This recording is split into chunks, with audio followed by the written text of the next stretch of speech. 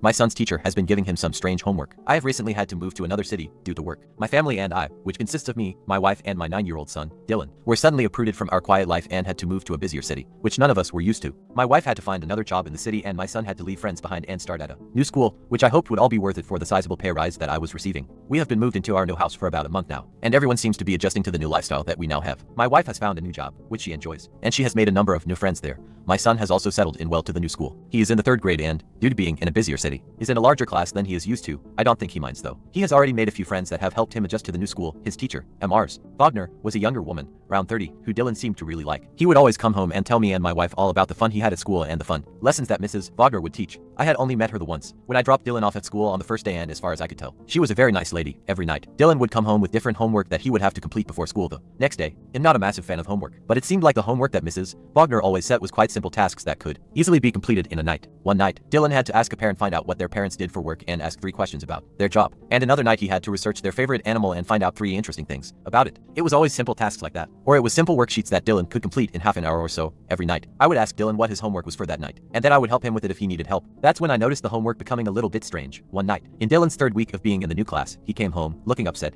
I asked him, when he entered the kitchen, what was wrong, and he told me that everything was okay. I then asked him what his homework was for that night, and he told me that he didn't have any for that night. This was surprising because he had some sort of homework task every single night he had been in Mrs. Wagner's class, so it was strange that he suddenly didn't. Dylan then left the kitchen and went into his room, shutting the door behind himself. He didn't usually close the door, but I thought that he must have wanted some privacy. I could tell, though, that something was wrong, but he didn't want to tell me. Dylan spent most of the night in his room, apart from dinner time, when me and my wife told him he had to sit at the dinner table with us. He seemed to be in a better mood during dinner and was fairly talkative and making jokes, like he normally did. After dinner though, he went back to his room and closed the door. We decided to let him stay in there for a while, but after an hour or two, I went in to see him and let him know that it was time to go to bed. I walked down to his room, opened the door, and when I looked inside, I saw that he had already fallen asleep over his workbook. I quietly walked over to him to gently wake him up and move him to his bed. But that's when I saw it, the homework task that was set for that night. The title that was written in Dylan's workbook was "Would I Miss My Parents If I No Longer Lived With Them?" At first I was taken aback. This was a very weird task to set for a group of 9 and 10-year-olds. I didn't really know how to react to this. I continued to read, though, to see what else he had written. He had written, I would miss both my mom and dad very much. I love them both a lot and they help me with everything.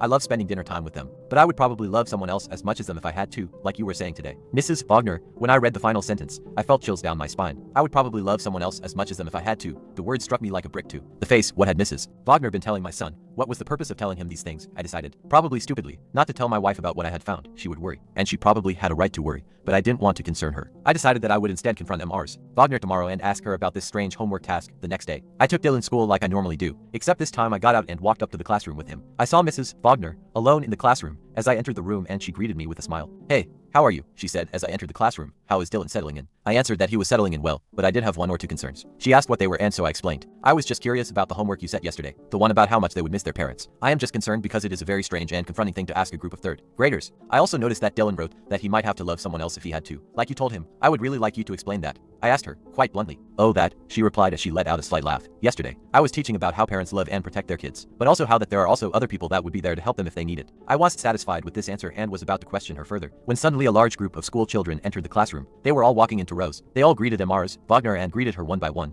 They seemed very well behaved, almost too well behaved. I then saw Dylan take a seat next to one of the students, who was staring to the front of the classroom with their arms crossed. At the entrance of the rest of the class, Dylan's behavior seemed to change. He seemed to sit up a bit straighter and his eyes widened as he began staring at the rest of the class. I looked around and noticed that all of the students were staring at the same spot. All their eyes were pointed at Mrs. Wagner. Something didn't feel right, but I knew that Dylan needed to stay at school, and this was probably some sort of morning routine they had. I left, still with concerns about the homework, but I decided to wait and see if any other strange homework would be set before I would take this matter further. I decided that I would pick Dylan up from school, though, and so I left work a little bit early and drove over to the school. The school bell rang and soon all of the students were dismissed and starting to come out of the school gate. Most of the kids came running and screaming out of the gate, apart from Mrs. Wagner's class. They all walked out in a line, walking in time. This disturbed me. I had never seen a group of students so well behaved, especially even after the school bell had rung. Dylan walked over to the car and hopped in. He didn't say anything and sat in his seat, staring straight forward. I asked him if he was okay, and he just replied with the word yes. I drove him home, in silence. And when we got home and inside, Dylan went straight to his room and closed the door. I knew something was definitely wrong, but I didn't know what. I decided to leave him alone until my wife got home and I would tell her everything that had been going on. She got home about half an hour later and I sat her down and explained everything that had been going on. She sat and listened and started to look more and more worried with every word I said. Maybe I should go and talk to him. He might like that, said once I had finished explaining everything. I agreed, and so she went into his room and I waited out in the lounge room for them to finish talking to each other. 15 minutes later,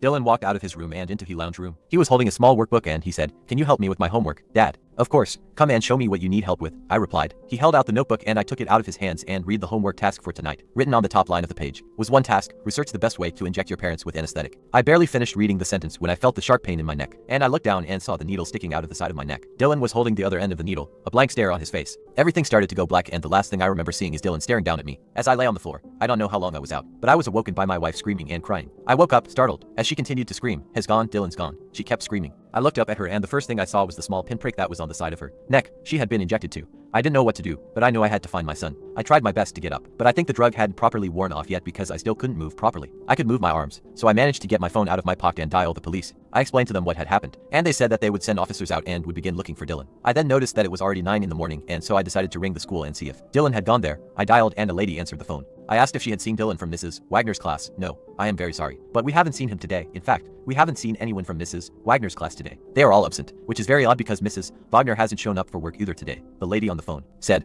I hung up and sat in silence for a moment. My wife had heard what the lady said, so she also just sat there in total silence. That was all 3 weeks ago, and Dylan is still missing, along with Mrs. Wagner and the rest of his classmates. All the parents of the kids in Dylan's class have the same story. They were injected with something by their own children, and when they woke up, their child was gone. No one knows where they went, but we all had the same questions. Were they all together? Was Mrs. Wagner with them? Was this all planned? Why were all the students acting so strange in the day leading up to this? Were they hypnotized or drugged? Or maybe something even more sinister was happening?